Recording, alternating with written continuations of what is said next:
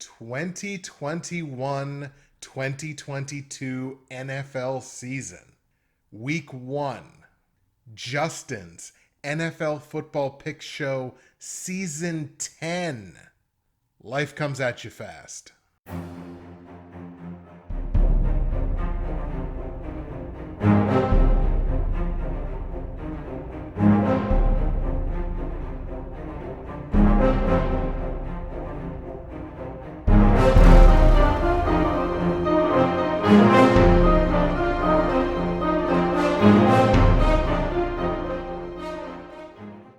Oh, guys, I gotta tell you, every time I hear that music play, it just touches some visceral part of my soul. What's happening, everybody? Justin, Bridgewater's Finest on YouTube, Blockbuster_guy on Twitter, fueled as always by the incredible folks at NerdTees, and welcome to week 1 of my 2021-2022 NFL Football Pick Show, Season 10.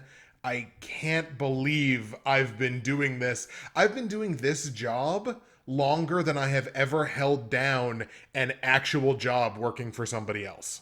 Obviously, I cannot adequately describe just exactly how excited I am to be back doing this for yet another year. Again, this is obviously the highlight of this YouTube channel and of any of the content that I create throughout the year. Like, this is the WrestleMania. This is the singular event. This is my World Series. This is my Super Bowl. This is why I do what I do. I absolutely love doing it, and there's no better way to say, hey, thank you, than A, giving you a good product, but B, I do have to take the time.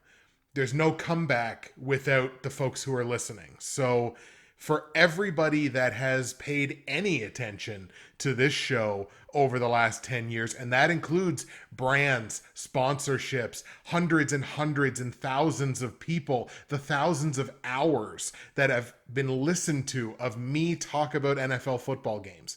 It is something that I do not and never have taken lightly. It means the world to me. It really genuinely does. So thank you. Thank you if you've been a long-time listener and viewer. Thank you if you've never listened to anything of mine or watched anything of mine before this.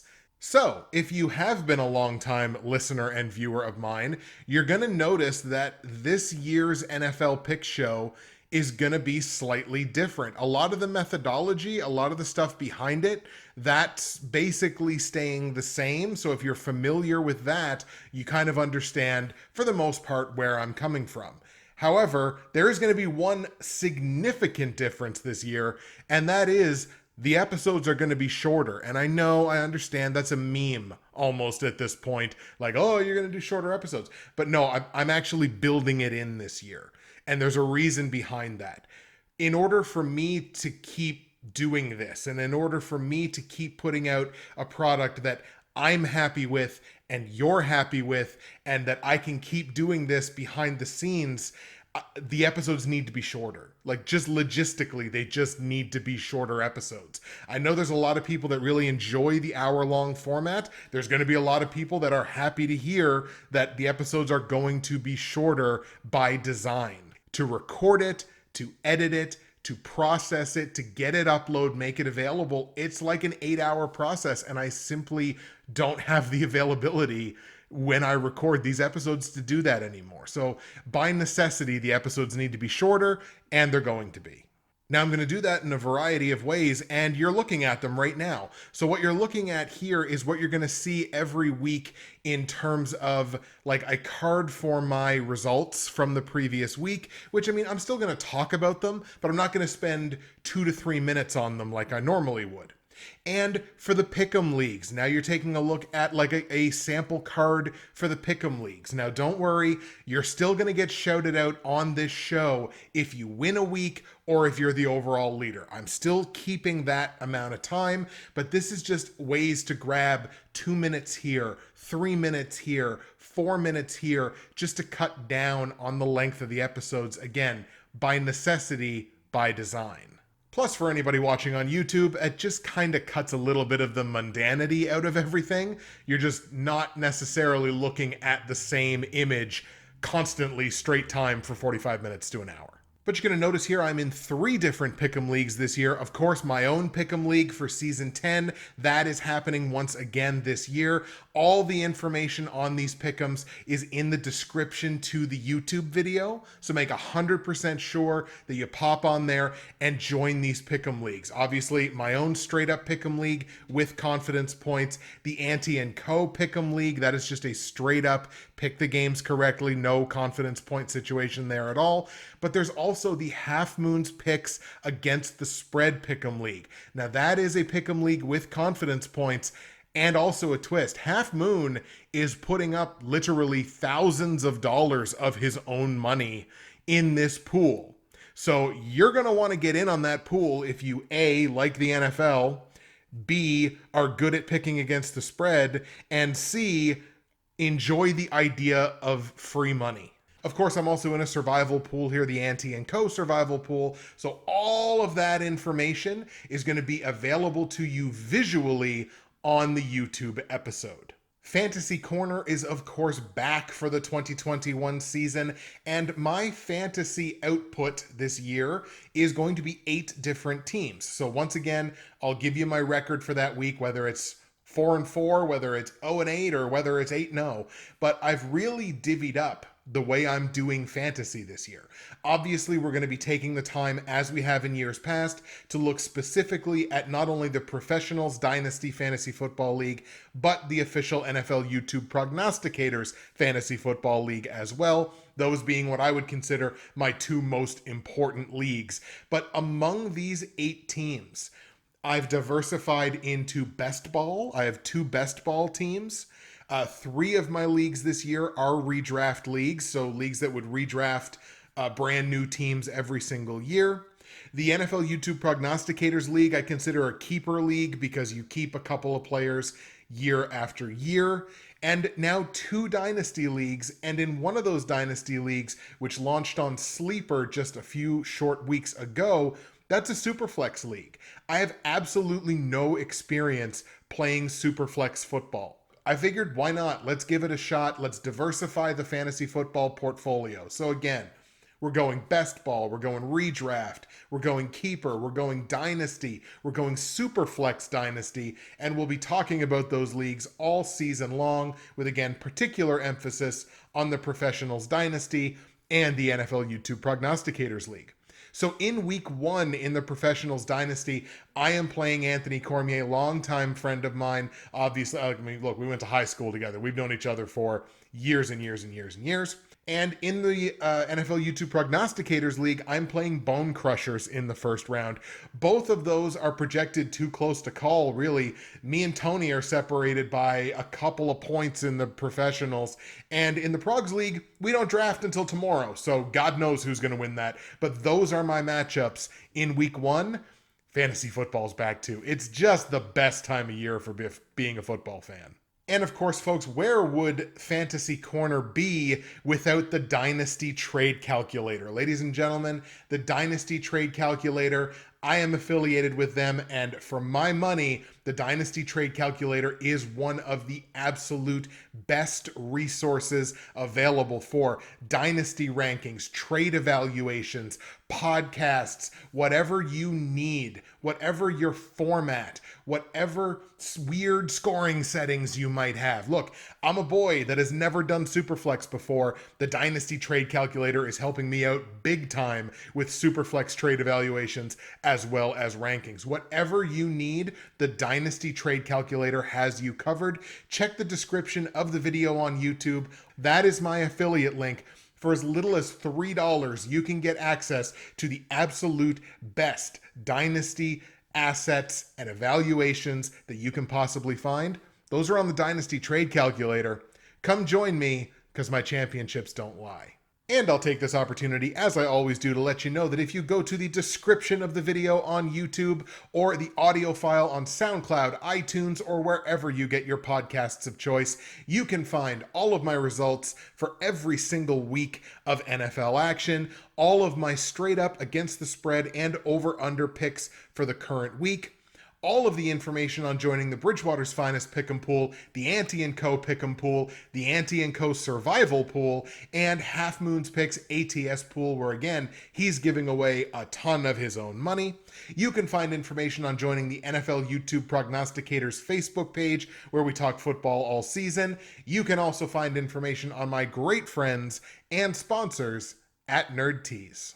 Folks, nerdtees.ca is where you're going to want to go to find dozens and dozens of incredible loose leaf tea blends. You've got matcha teas, you've got green teas, you've got black teas. They've been a longtime sponsor of mine, an incredible, incredible company with tremendous product. You're going to want to use my promo code, which is BWFinest. That is going to save you 15% at checkout. You're also going to get free shipping in Canada on any order over $100, and there's no reason not to want to spend that much money on incredible products like what I'm currently drinking right now. Today's blend is blueberry, and it's a celebration of Nova Scotia, because Nova Scotia, it's where I'm from, and it's known for its blueberries. So I thought it was rather fitting that for week one, I douse myself with some blueberry tea. That is what I am doing. That is what you can do as well. If you go to nerdtees.ca, use the promo code BWFinest, save your 15%, get your free shipping, get a great conversion rate, by the way, as well on the US dollar. Find yourself something to love, or find someone you love something to love. Folks, Christmas is going to be here before you know it. You can do it at nerdtees.ca. With that, we take a deep breath and we start the week one picks. Kicking things off, we're going to start in Houston, where the Texans are going to play host to the Jacksonville Jaguars. And this, to me, is an absolute poster child for two teams going in exactly the opposite direction. I would consider the Jacksonville Jaguars one of, if not the most improved teams in the NFL. And I know the joke will be easy. Well, it's hard not to be improved from where they were before. And look, I will totally give you that, but this Jags team on paper, significantly better than they were last year. DJ Hayden's not there anymore. Tyler Eifert is an offensive weapon, but you look at who they brought in. Trevor Lawrence, obviously the first overall pick. Tyson Campbell was another high draft pick of theirs. Brought in a Shaq Griffin in the secondary. Marvin Jones as a nice complement in the wide receiver core. This is a better team offensively and a better team defensively. The Urban Meyer era is starting very, very strong for this Jags team. Now look, they did draft Travis Etienne, and of course he's going to be out for the season, and I'm gutted for a player like that, because doesn't even get to play a snap in what would be his rookie season in the NFL. Boom, he goes down, he's done for the year. But with what James Robinson did last year, I don't think that's going to cripple the Jags where it could certainly cripple other teams. On the other side of that, you look at the Houston Texans, and look, they did definitely bring some players in. Look, they brought Shaq Lawson in on the defensive line. They brought in Phillip Lindsay. I think he's going to have a good season. But look, you had J.J. Watt leave. You had Will Fuller leave. Bernardrick McKinney, I don't think that a guy like Kirksey is an improvement over him. You lost your starting center, Nick Martin. So much that went out the door for Houston before you even look at the Deshaun Watson situation. But the roster turnover in Houston was massive. I like Jacksonville in this game. I really do. I understand the game is in Houston, and betting on Jacksonville has not made people a ton of money most recently, but I really like them here in week one to start the season off on a good foot. I think Trevor Lawrence has himself an excellent opening game. Let's take the Jags. Now we get into our betting picks against the spread and over-under. Look, if you've been following my show, you know that I've struggled in this area over the last couple of years. Week one is really an interesting beast, and I've gone through the last 6 years of week one games looking for trends, and I think I've certainly found some, and a lot of these trends are what I'm going to be basing a lot of my picks on here, certainly in week one, because yeah, we've got some data, we've got general information, but we don't have it in the context of the 2021 season. So really, when I put a lot of these on Twitter a couple of weeks ago, but what we're looking at here is home teams. How often do they win outright? It's kind of 50-50 in week one. The betting favorite only wins about 62% of the time outright in week one. Betting favorites cover less than 50%, except in very specific areas, which we will talk about. If somebody is favored by more than 9 points, it's almost a death sentence. Numbers on the totals, if it's a 50 or above, it's more likely to be under than it is over, even though if you give two teams a 50, you assume they're two really good offensive teams. But that's what we're kind of using as the rubric for week one, and we'll talk about it more specifically as we get into the picks. Jacksonville and Houston, the Jags are 3-point favorites on the road in Houston, and normally I would never lay points on Jacksonville on the road against basically anybody. I am going to lay the points in this situation, though. The Jags, I like them to win. It's a relatively small price to pay. This is a range of spread that hits about 55.6% of the time, which is making money in betting terms. I'm going to lay the 3 points on the Jags. Total in the game set at 45 points, and even though about 65% of the public is on the under in this game, I expect us to see points. I think we're going to see a lot of points in this game, and this is a total range that is also hitting the over about 55.6% of the time. We are going to grab over 45 points in Jacksonville, Houston. Let's go Jags 30, Texans 24. Let's see some fireworks in the Trevor Lawrence debut. Let's go to Buffalo now, Bills and Steelers, and this was probably the game whose spread gave me the most amount of trouble. We'll, of course, talk about that in a minute. The Bills, I certainly expect to be in contention again this year for the division. That might be the best team in the division, although with how much New England changed this year in this offseason, I think they may have something to say about that. The Steelers, speaking of change, boy, almost their entire offensive line out the door through the offseason. They lost Bud Dupree on the defensive line. They lost other pieces on defense. They lost James Conner at running back. Of course, they replaced him with Najee Harris. They brought in Melvin Ingram on the defensive line. Pat Freiermuth, I think, is going to be a weapon that kind of an underrated weapon that people aren't really giving the credit that he will probably wind up deserving in his rookie season. It's hard not to look at the Steelers as one of the teams who have gotten the worst. DeCastro, Villanueva, Pouncey, Filer all on the offensive line. It's so much O-line turnover. Not to mention they lost Mike Hilton as well. Boy, it's tough to look at Pittsburgh as anywhere near the same kind of team that we saw in 2020. I got to take Buffalo here. And look, this is going to be an entertaining football game. I think these two will still be competitors and will still be contenders in the AFC. Going to take Buffalo on this one. On the line, the Bills are laying 6.5 points. And I had to go back and I looked at since the beginning of 2016, 2017. I looked at seasons in which Ben Roethlisberger played like the vast majority of games. So like 14 games, 15 games, whatever. The Pittsburgh Steelers have only lost a game by a touchdown or more 10 times. So it's an average of about 2.5 times a season. So like laying 6.5 points, I understand why this line exists.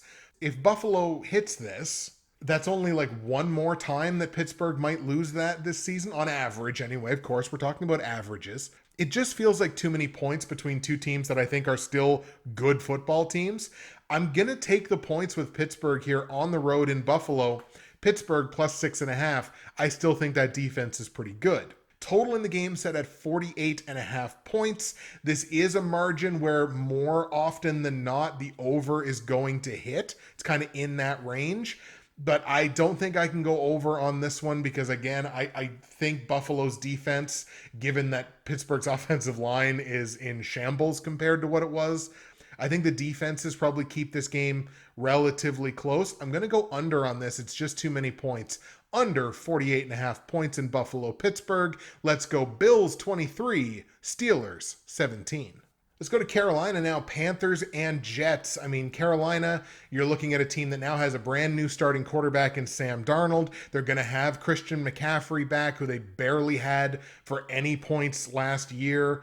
And I think Carolina is in for a sneaky good offensive season. in the ways that Teddy Bridgewater didn't really work out for Carolina, I get the feeling Sam Darnold is going to, and he's been insulated with slightly better offensive weapons.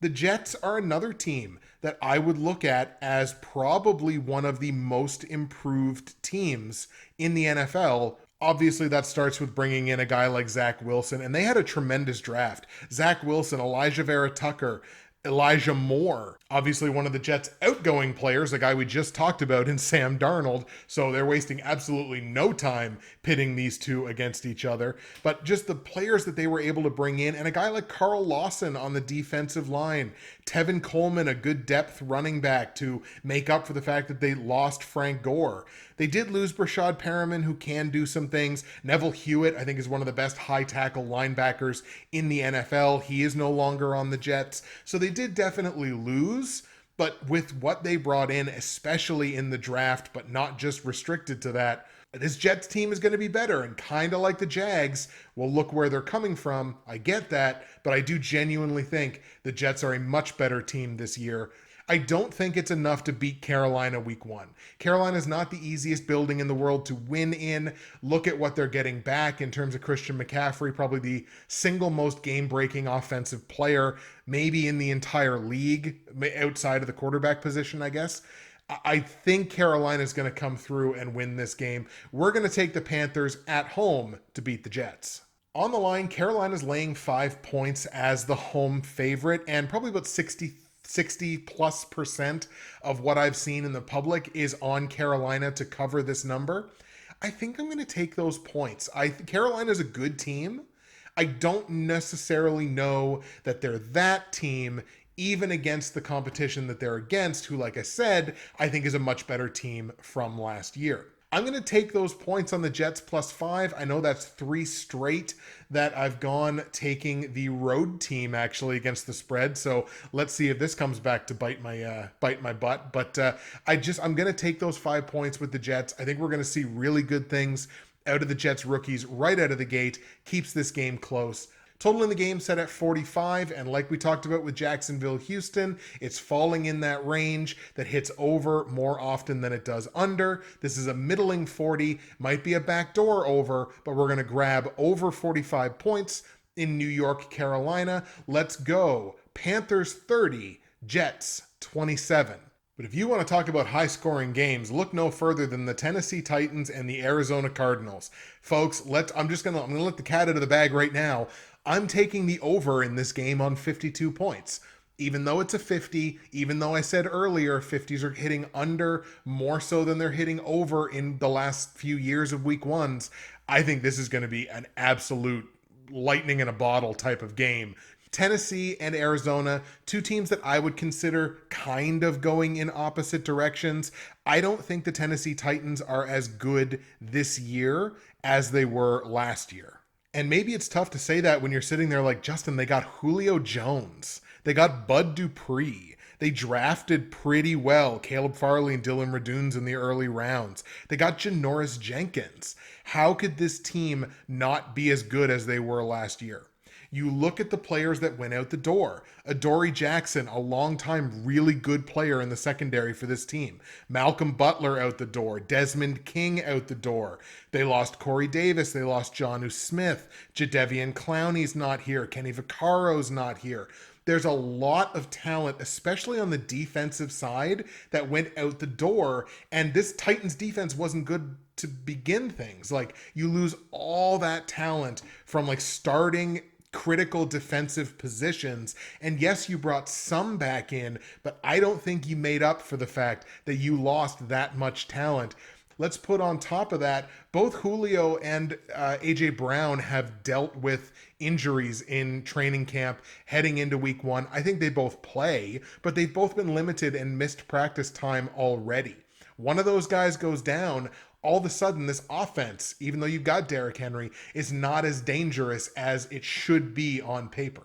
And in much the same vein, I would consider Arizona one of the more improved teams from the offseason. Bringing in J.J. Watt. You got Malcolm Butler, who we just mentioned. A.J. Green is now on the Arizona Cardinals, probably playing that kind of Larry Fitzgerald type role. Hopefully that works out for him. They drafted fairly well with guys like Zaven Collins and Rondale Moore. James Conner is in now at running back. I don't feel like they lost as much as some other people do on paper. Patrick Peterson is a loss in name. Hassan Reddick is a loss in talent for sure. But I just don't feel like those losses are worse than the amount of talent that they were able to bring in. It's marginal, but I mean, you got a guy like Kyler Murray and AJ Green. That's going to be a combination to watch. So again, I'm looking at two teams that I think are going in the opposite directions here. Most people are on the Tennessee Titans. I am not. I like the Arizona Cardinals to come out and win this game outright in Tennessee. The rule of 4 always applies. And what is the rule of 4? At least 4 betting underdogs are going to win their game straight up. And this is one of the ones that I've targeted early on. I really like the Cards, who are the underdogs here in Tennessee. I like Arizona to come in and get this win. Most people do not. In fact, 72% of the public, right around 70, 71, 72, are not only on Tennessee to win, but they're on Tennessee to cover the number. I don't think either of those things is going to happen. On the line, Tennessee's laying 3 points as a home favorite. It's not an unrealistic line, and this line does cover more often than not. But given that I'm taking Arizona to win the game outright, I will be more than happy to take the 3 points. And of course, as I already mentioned, we're definitely going over on that 52, even if it happens to be going against the overall trend. Let's take Arizona 37, Tennessee 27. Let's go to Washington now, where the football team is going to play host to the LA Chargers. And if you're looking for a sleeper team to make a run to the Super Bowl, let's put all the cards on the table. I think Washington could be that team. Washington 100% had the best offseason of any team in that division. And it's well known, no team has repeated as NFC East champion since like the early to mid 2000s. It's been a long time. Washington should be able to moonwalk into repeating as NFC East champion. And I say that in all due deference to a Dallas team that's getting their starting quarterback back. This Washington team, who was a good team last year that suffered from offensive instability and just, they weren't consistent. They added pieces this year that make that offense significantly better. And I think they even got better on the defensive side of the ball as well, despite losing Ryan Kerrigan, who is obviously a franchise legend. But look, Curtis Samuel is in. Ryan Fitzpatrick is in to lead the offense, at least for now. Sam Cosmi, a guy that they drafted. They brought in Eric Flowers on the offensive line. This team is going to get better. They already have some nuclear weapons in Antonio Gibson as well as Terry McLaurin. I think those weapons only take steps forward. This Washington team is dangerous this year. I really like the Chargers. I really like Justin Herbert. I do expect him to take a second year step forward. And again, I do certainly understand that Washington is kind of dealing with a bit of an injury situation. Curtis Samuel has been dealing with a groin injury leading into it. He should play this week. I think Washington starts the season off on the right foot in what will be one of the more entertaining games, I think, of this first week. I'm going to take Washington at home to get a big week 1 win, start the season off on the right foot towards defending their NFC East championship. On the line, Washington's actually a point dog in this game. Kind of a surprise. I figured Washington would be a small favorite in this, but they are actually taking a point. I will certainly take that point, as will 60% of the public, as I like Washington to win the game outright. We'll take Washington +1. Total in the game is 44.5 points, which I understand certainly why that number is what it is. It's not as strong an over possibility, at least historically, as like the numbers between 45 and 49.5, but it's pretty darn close. We're going to grab the over in this one, grab over 44.5 points in Washington, LA. Let's take Washington 27, Chargers 21. Let's go to Atlanta now. Falcons are going to play host to the Philadelphia Eagles in week 1. It's tough not to look at the Falcons as one of those teams that has probably gotten the worst since last season, and it's not for lack of trying. I mean, they brought in a Kyle Pitts through the draft, who again, the unicorn of the 2021 NFL draft. Also brought in Mike Davis, who I think is an underrated starting running back in this league. He's going to be an RB2, a sleeper RB2 in fantasy. Remember who told you that first. Those are two really good weapons, but when you lose Julio Jones, it is really tough to look at it like you had a good offseason. But it wasn't just Julio Jones. They lost Alex Mack. They lost basically both of their starting safeties and some additional safety depth, which they did try to make up for in some players they brought in. But I just don't think this is a better team than we saw last year. The Eagles, again, we kind of talked about the NFC East a little bit. I think the Eagles are maybe a sleeper team to keep that streak going of no team winning that division in back-to-back years since I looked it up. It was 2004. So maybe they're a sleeper to be able to do that. I do think Philadelphia is like about as good as they were last year, if not, marginally one way or the other. I am going to take Atlanta here, though. This is a tough one for me. I'm going to be perfectly honest. This was almost a coin flip for me that started one way and then I kind of leaned the other. I don't know what it is about the Eagles. I think I got to see them play. I don't know. I guess I just kind of got to look at it that way. I'm going to take Atlanta because the game's in Atlanta. I guess if you're looking for a determining factor, it's probably that. Let's go with the Falcons. The spread might be influencing me here a little bit as well. Falcons only laying 3.5 points at home, falls within that margin that's hitting about 55.6% of the time for the favorites to cover. So we're going to grab Atlanta laying the 3.5. Total in the game set at 48. I think this is one of the closer totals of the week. I'm going to lean over on it because I don't think either one of these defenses are crazy impressive, but both teams have offensive weapons to put up points in bunches. So let's go over 48 points in Philadelphia, Atlanta. Let's go Falcons 27, Eagles 23. Let's go to Indianapolis now. Colts and Seahawks, two teams going in the wrong direction as far as I'm concerned compared to last season. Seattle probably a little bit more so than Indianapolis. Both teams have certainly lost. I mean, if you're looking at the Eagles, KJ Wright, Shaq Griffin, but like those two big losses on the defensive side, they have tried to bring some players in that might kind of make that up. Like Ahkello Witherspoon will make up some of the difference from losing Shaq Griffin.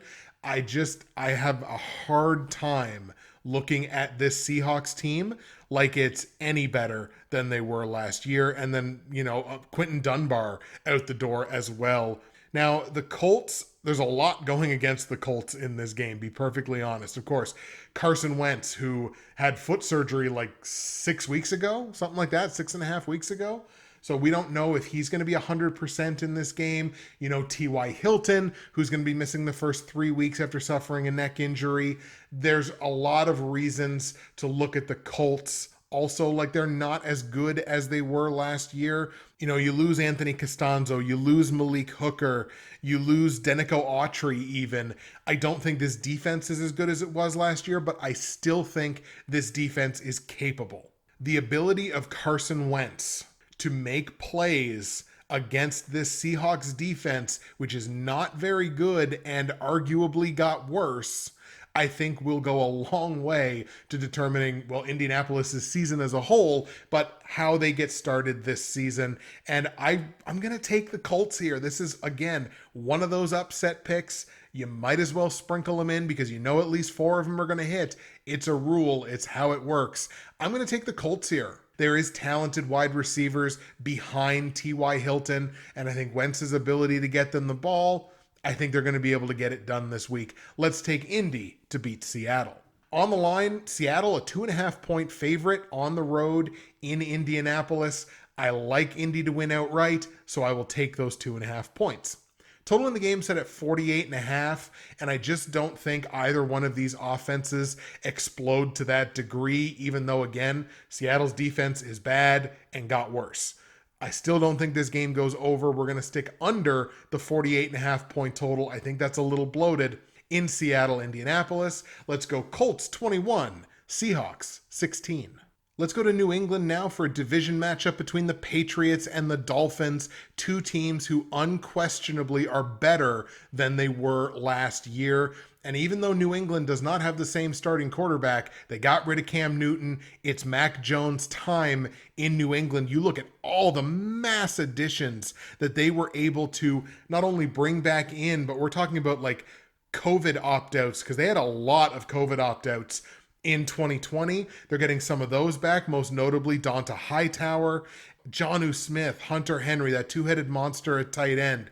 Defensively, they're better. They got Trent Brown now on the offensive line.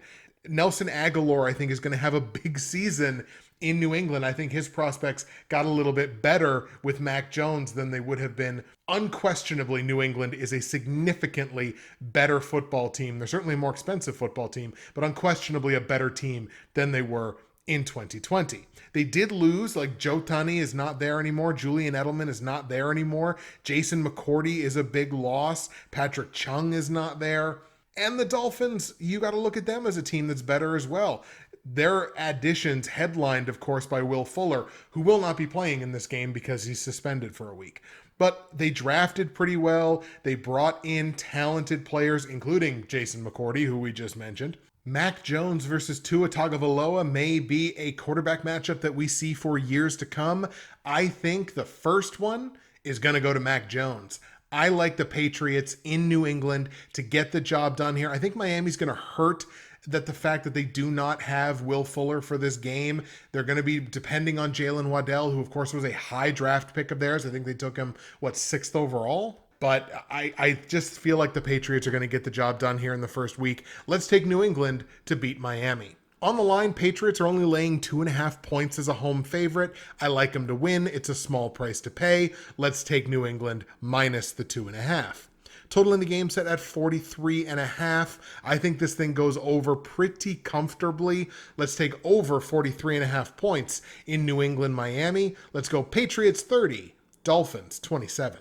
Now here's a matchup I think everybody's going to be excited for. If you like offensive football, you like this football game. The Kansas City Chiefs at home taking on the Cleveland Browns. Now the Browns should be getting Odell Beckham back. Of course, he tore his ACL last season, missed the vast majority of that season. He may be a little limited, obviously, starting things off, but I think it won't take him too long to get back into the swing of things. This Cleveland offense is basically unchanged from last year. What is significantly different is the defense. So basically 9 of their starters from last year are basically out the door. It was basically everybody except Denzel Ward and Myles Garrett. So those are the two guys, obviously, from that defense that you keep.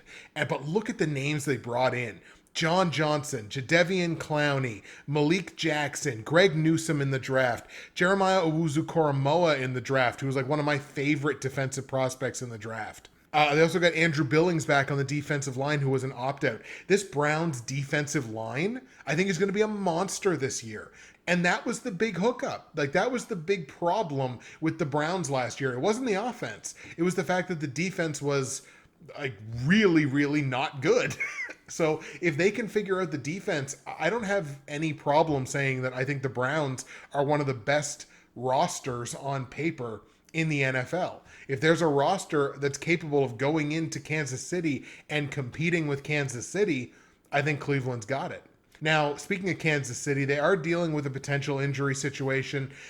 Clyde Edwards-Helaire, obviously their talented, second year back. He sprained his ankle in the offseason. He's been dealing with it. I think he's going to play, but watch for him to be limited. And we certainly get a look at how this new look Browns defense is going to react taking on a guy like Patrick Mahomes. There will be very few people outside of hardcore Cleveland Browns backers who are going to agree with me here. This is the upset of the week. The Cleveland Browns go into Kansas City and beat the Chiefs. Remember where you heard it. On the line, the Chiefs are laying 6 points as home favorites. I think one way or the other, even though about 65% of the public is on the Chiefs to cover this number, I think one way or the other you hedge here. 6 points is too many when you're talking about two of the better rosters in football. I don't think the Chiefs are that significantly much better on paper anyway than the Cleveland Browns are. I think Cleveland's a deeper team. Like, Kansas City may have the top end nuclear weaponry. They've certainly got the better quarterback. And maybe that's enough, but 6 points is just too much here. I'm taking the 6 points with Cleveland because I like them to win outright. Total in the game is set at 53.5 points. Even though this is a big number, I think this goes over. And so does about 3/4 of the public, around 74%. We're going to go with that over 53.5 points. If there's two offenses that's going to do it, I think it's going to be these two in Kansas City and Cleveland. Browns 31, Chiefs 30.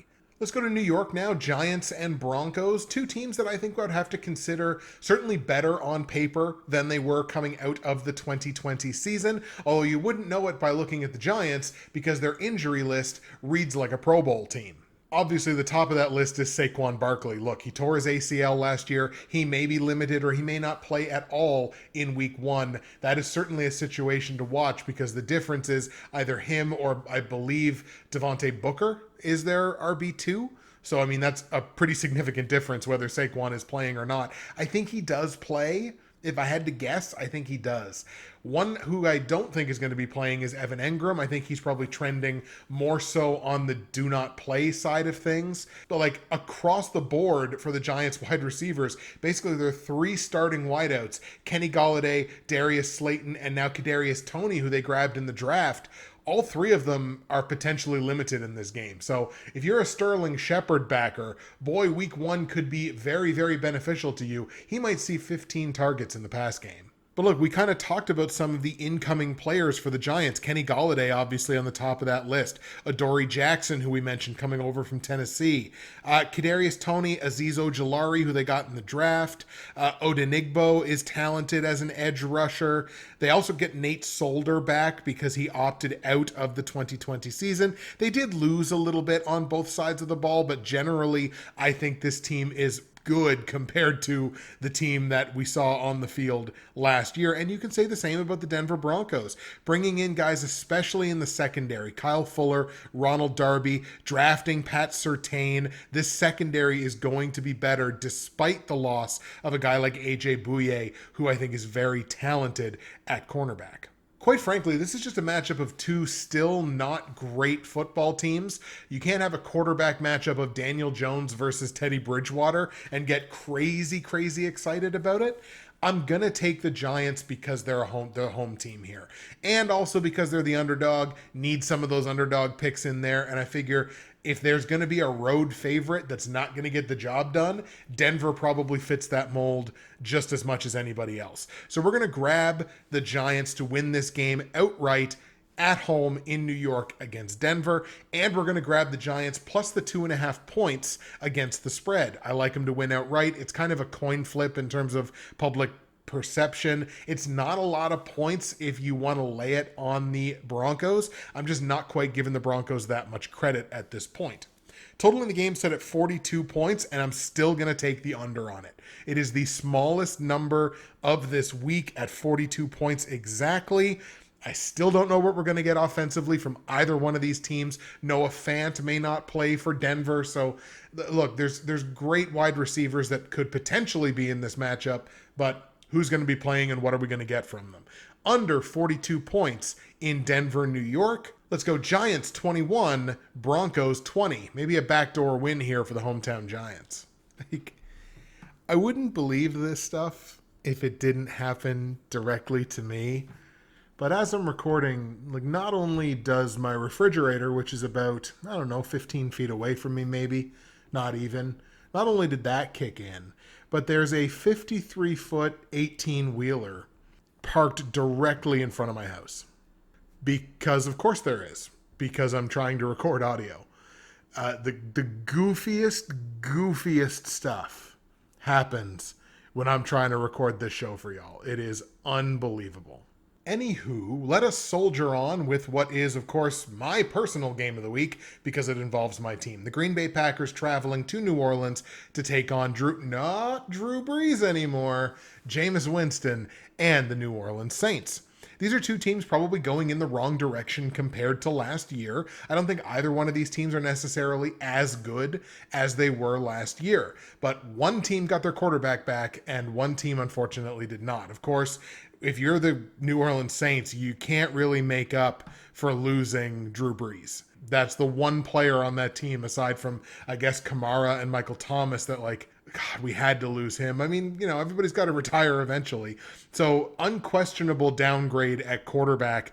Maybe Jameis Winston proves me wrong in saying that. They did bring in, a couple of pieces on the defensive side that I think might make that defense a little better, but they also lost Janoris Jenkins, they lost Sheldon Rankins, they lost Quan Alexander, they lost Malcolm Brown, so they lost pieces on all levels of the defense. And put on top of that, Michael Thomas is on the PUP list. He's not playing for 6 weeks. Speaking of the PUP list, for Green Bay, David Bakhtiari is on the PUP list. He is out for 6 weeks. The protector of Aaron Rodgers' blind side. Usually the offensive line is a point of strength for this team. It's going to be tough to look at that offensive line, at least for the first 6 weeks, as anywhere as good as it normally is.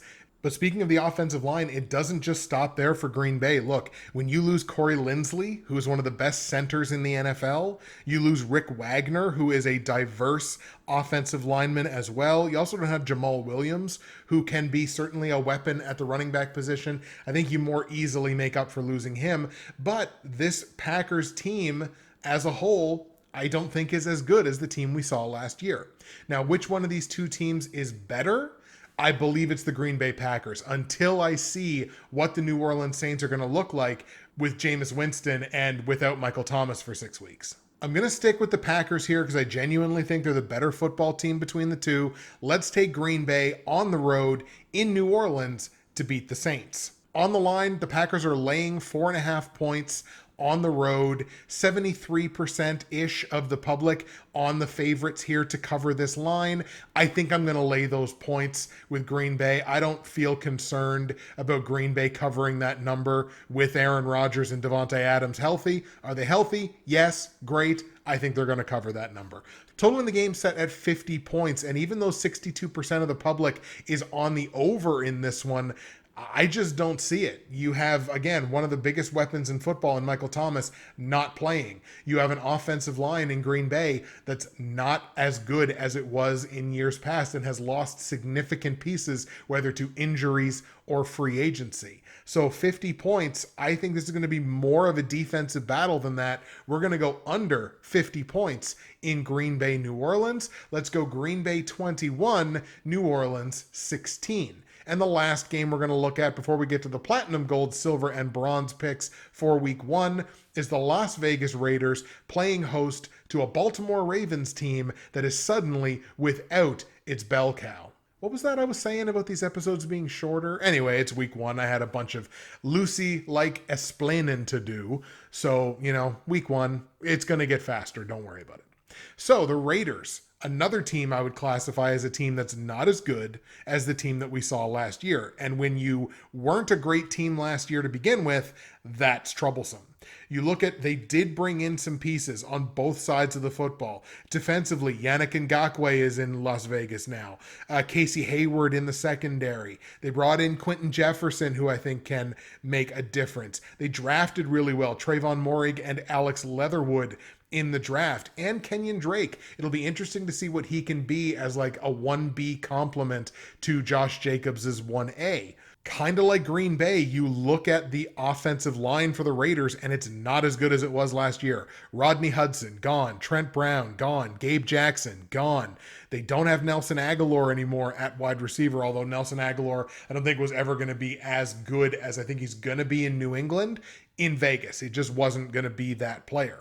LaMarcus Joyner in the secondary is no longer there. Eric Harris in the secondary is no longer there. They basically cleaned out their entire offensive line, which I think wasn't overly expected, and I'm going to have to see how that offensive line plays. Now, in Baltimore, like I said, they don't have J.K. Dobbins. He tore his ACL. He's done for the year. Gus Edwards is the next man up, which, by the way, if you've got two thumbs and made sure that you handcuffed J.K. Dobbins in every redraft league you drafted him in, you would be like me, currently pointing two thumbs at myself. So pat on the back for that one. I've got Gus Edwards, and I've got managers hammering down my door to try to trade for him. I think I'm going to let him dominate the Raiders in week 1 and then see where we go from there.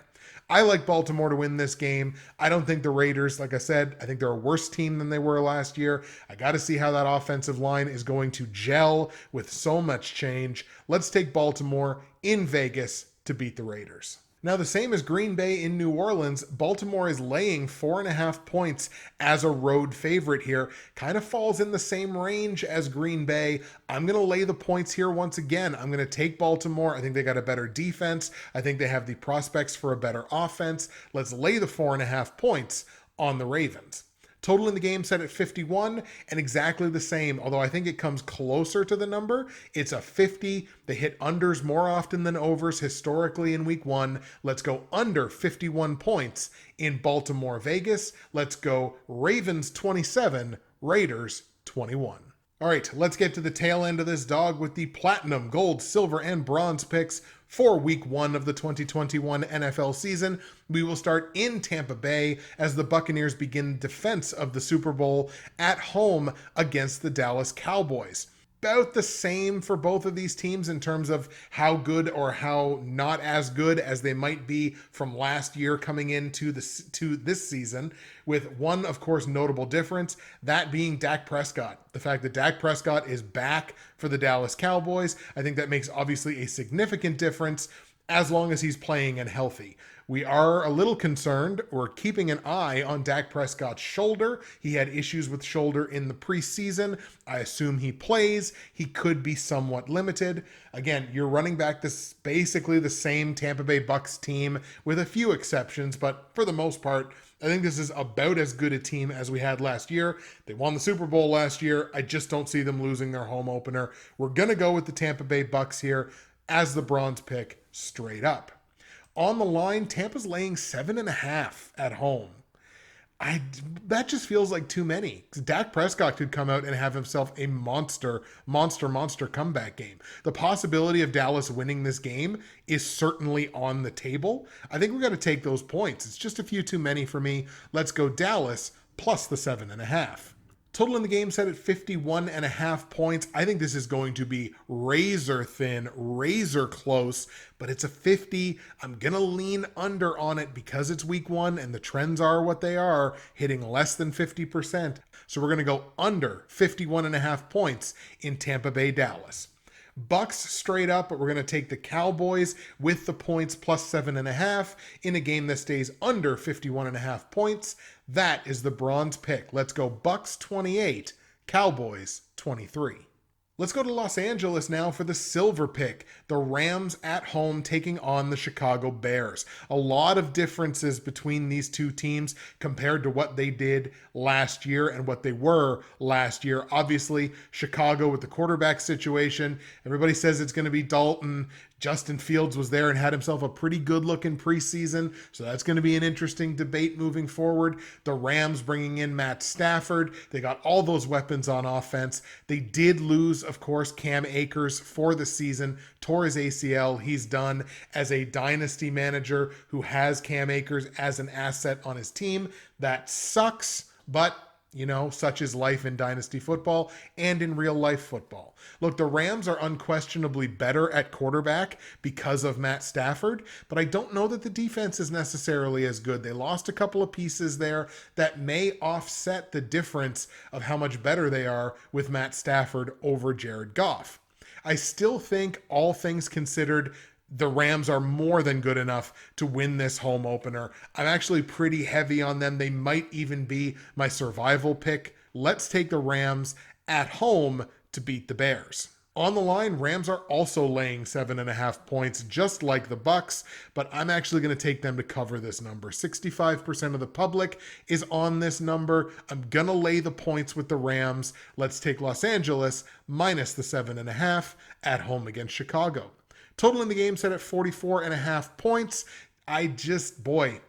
Chicago's offense, again, I got to see it. They've got good pieces, don't get me wrong. Allen Robinson, I've underrated him. David Montgomery, I've underrated him. I don't know who the quarterback is going to be. So I got to go under on it because I don't know specifically what the offensive output's going to look like really for either one of these teams. So even though that's a middling number, I'm going to stay under the 44.5. Rams straight up, and I'm laying the points with the Rams minus 7.5 in a game that stays under 44.5 points. That is the silver pick. Let's go Rams 24, Bears 16. My gold pick sees the Detroit Lions at home taking on the San Francisco 49ers. And the Niners are going to get better just given the fact that their whole team's not injured like it was for the vast majority of last season. They had offensive injuries, they had defensive injuries. The team was just crippled. And, other teams certainly took advantage of that fact. If you're the Detroit Lions, this is a different team because they're full-blown in rebuild mode. Matt Stafford, gone. Kenny Golladay, gone.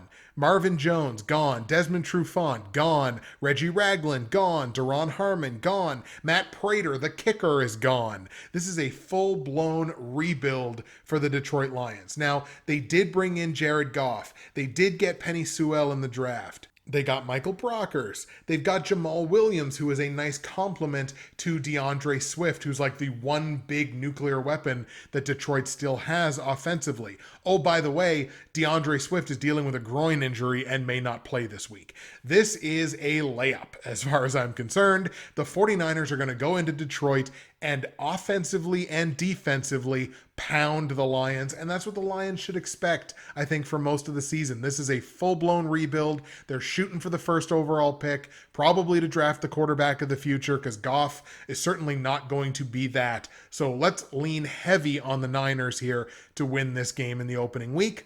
On the line, the Niners are laying 7.5 points on the road. And like 68% of the public, I'm also going to lay 7.5 points on the Niners on the road because, oh my God, Detroit is going to be a tire fire this year. The new Jacksonville, if you will. Total in the game set at 45.5. I wanted to lean over on this, but I don't know that Detroit makes double digits in this game or in most games this season. So we're going to stay under the 45.5 points in San Francisco, Detroit. Niners straight up. We're hammering the Niners minus 7.5 against the spread in a game that stays under the 45.5 point total. That is the gold pick. We're going to go Niners 34, Lions 9. And that means the platinum pick is the Cincinnati Bengals at home taking on the Minnesota Vikings. And when we talk about the Minnesota Vikings, we talk about one of the definitive, most improved teams in the NFL. Mike Zimmer completely overhauled that defense in Minnesota. Big additions. Dalvin Tomlinson, Patrick Peterson, Sheldon Richardson. Certainly they want their pass rush to be better. Mackenzie Alexander, Bashaud Breeland. They want the secondary to be better. They drafted Christian Darrisaw, who I was really watching as a prospect I really liked in the draft. They're also getting Michael Pierce back on the defensive line, who was an opt-out from last year. They are losing Anthony Harris. They did lose Riley Reif. Kyle Rudolph is gone. Those are replaceable players, even though, of course, now also Irv Smith, I believe, is done for the year. I think he might have torn his ACL or some injury. So that's certainly going to hurt on the offensive side. But this Vikings team, and again, you look at a guy like Justin Jefferson. Nobody expected Justin Jefferson to be what he was last year, but he is. The Bengals, for their part, they're going to get Joe Burrow back. That's obviously a boon in the right direction for them. They drafted Jamar Chase, who did certainly not have a good preseason, but this offense is going to be better for Cincinnati. I still don't think their defense can stop anybody. In fact, it feels like anybody that the Bengals brought in to try to improve that defense was offset by somebody that then decided to turn around and walk out the door. The one thing I will say about the Bengals is I think their offensive line is going to be better. They brought in a guy like Riley Reif. That is certainly going to help that offensive line be better than it was.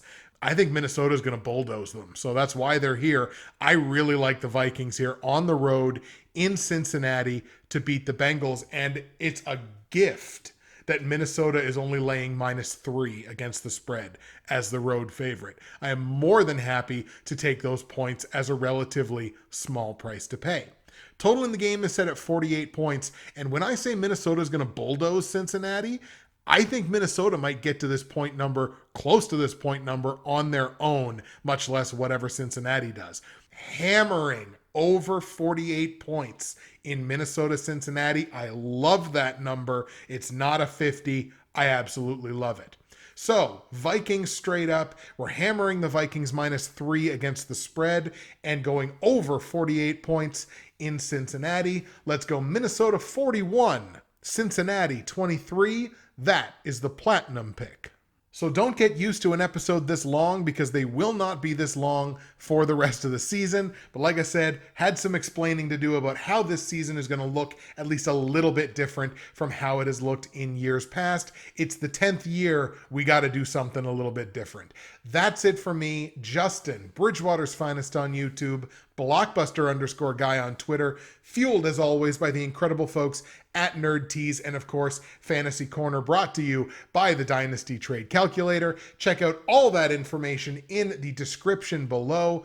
It feels damn good to be back. It feels awesome to be back bringing you this show for the 10th straight season.